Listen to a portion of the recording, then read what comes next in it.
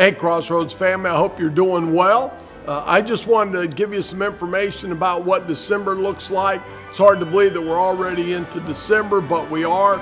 And I just want to get all of us on the same page. Now, last week we started our Christmas series.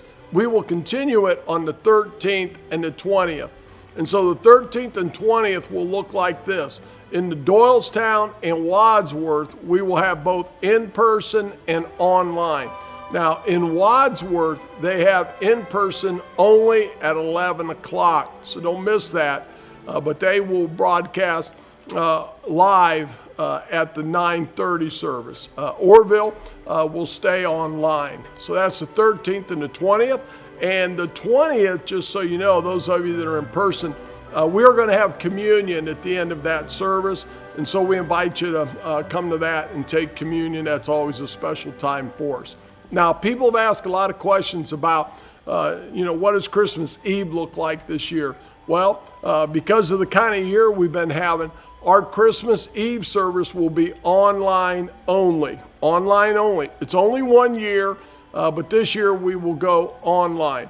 Now, when we decided to go online, we also decided that we are going to put together an amazing service. And so you can count on the staff between now and Christmas Eve. We will be working on this. We will be producing it. You will love it. Now, each campus at 5 o'clock will have their campus pastor, and it will be specific to their campus. So find it and be ready at 5 o'clock. Now, we are aware, because we've been doing this so long, that people sometimes wait till 5 o'clock, then they're trying to find it, and they miss maybe the first 5 minutes of it. Well, with that in mind, we are going to have a countdown time leading up to the 5 o'clock. And because we want you to make it part of your Christmas Eve, maybe you're going to have some people over, maybe not. It's a different year. But while you're experiencing Christmas Eve in your home, that you'll go ahead and turn it on early. Just let the countdown play in the background as maybe you're doing some things waiting for that 5 o'clock moment. Now, we're going to have a couple surprises on there. There's going to be some really special stuff, but it allows you to find it, get connected with it, and be ready at 5 o'clock. Christmas Eve, online only. Don't miss it. It's going to be amazing. All right, then we follow up that on December 27th. Now, there will be no in-person services at any of the campuses on the 27th. It will only be online. Only be online. Now, in Doylestown, it will go live at 9 o'clock. Now, Wadsworth, it will go live at 9:30. And then Orville, it will go live at 10 o'clock. But all of the services will be online. They're going to be great. You're going to love them. So watch for that on the 27th. Now, as we roll into the new year then, January 3rd, we will go back to our normal schedules. In Doylestown and Wadsworth, we will have both in-person and online. And then Orville, they will currently stay with online, but if they change that, they will let the Orville campus people know that. So that's January 3rd, and we're looking forward to even just getting to a new year and getting started on that. And I understand that this year has been a very disruptive year. It has disrupted your work. It has disrupted your ability to get together with friends and family. It's interrupted your ability to just go to a restaurant and sit down and enjoy that experience. It has disrupted, if you have kids in school, it has so disrupted what used to be normal. And it has been very chaotic if you have loved ones in the nursing home. It has really disrupted your ability to maintain relationships with them. Surgeries, hospital visits, I know as a staff, we haven't even been able to even get in the hospital and pray with people and encourage them during this period of time. And sometimes even family members can't get inside the building to support their loved one during surgeries. So a lot of stuff's been disrupted. It's been a very disruptive year. But the church has experienced some disruptions too. Us gathering together and just assembling together. I think all of us have found out how important gathering, corporate worship, being together with God's people, the encouragement that comes from that, the strength that comes from that. We've all seen the power of what what that's done to our lives.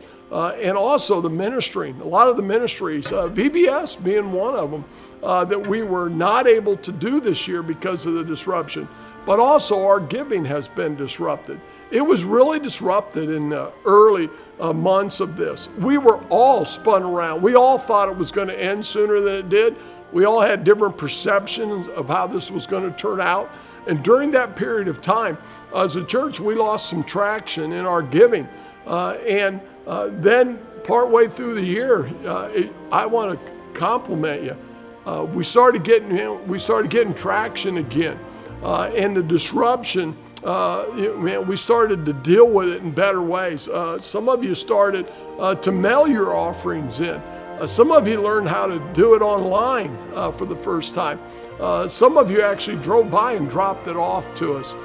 And then when we opened the campuses back up, we were able to start giving at church, dropping your offerings off in the black boxes that we supplied. And a bunch of you, that first Sunday, you dropped multiple envelopes off that you'd been collecting and holding on to. The church really became the church. And you really said, hey, this is my church and I'm going to support it.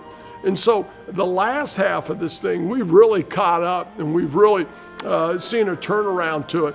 And I just want to encourage you, if we could finish strong in December, and our Decembers around here are really strong in our giving. If we could repeat that, we will be in such a great place as a church financially. And so I just want to encourage you in the month of December, maybe you've never given towards the church that you call home and you say it's my church.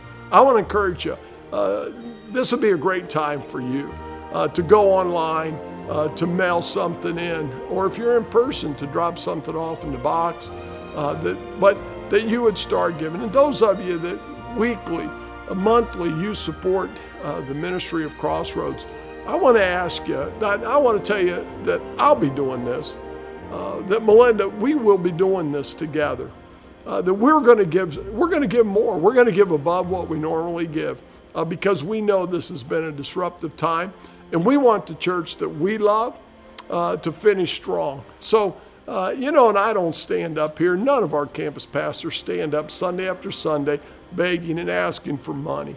I just want to make you aware that, hey, let's all just finish strong in December, and Crossroads Ministry will finish in a really great place. We are in a really good place. I thank the Lord for your faithful giving, that week after week, we've had no layoffs, we've had no real disruptions and stuff like that, that we are right there on the brink of finishing really strong this year, matching what we did last year or meeting it. So maybe you could help us out in December. But before I close, what I want to say to you is I want you to know that your staff is encouraged. I want you to know that we are all in a good place. Now, we don't love what's going on, but we have accepted that this is where we are, and that we will trust God through it, that we will stay encouraged, that we will keep loving you, whether it's through a camera or in person or, on a phone talking to you, or Zoom. You got to love Zoom now, and all the different ways that we will reach out to you and let you know that we love you, we care about you, we care about your spiritual growth, and we want to be here for you. And so I just want you to know that. I just want you to know your staff loves you. And I want you, that those of you that call this place my church, I want you to know that we're excited about, we're going to go into a new year. We're going to, at the beginning of it, have to do things, a little bit differently, but we're going to just keep pushing forward. We're going to keep building the kingdom, and we are so grateful for the privilege of helping build the kingdom with you. And then we want you to keep your hope. I hope that this year that you will keep, this Christmas, you will keep hope alive. Let's every one of us just make that commitment that we will keep hope alive. And as I stand here today, and there's a manger behind me, I just want to remind you today, quite simply, that Jesus, when he came to this earth, he introduced hope to us. And that when Jesus continued to walk on this earth and was placed on a cross, he continued giving us hope. And when that tomb, when he walked out of it, and it became an empty tomb, but it filled my life up with hope. I want you to know that we have eternal hope because of the life of Jesus Christ. And this Christmas we come to celebrate that our Savior came, and he gave us hope.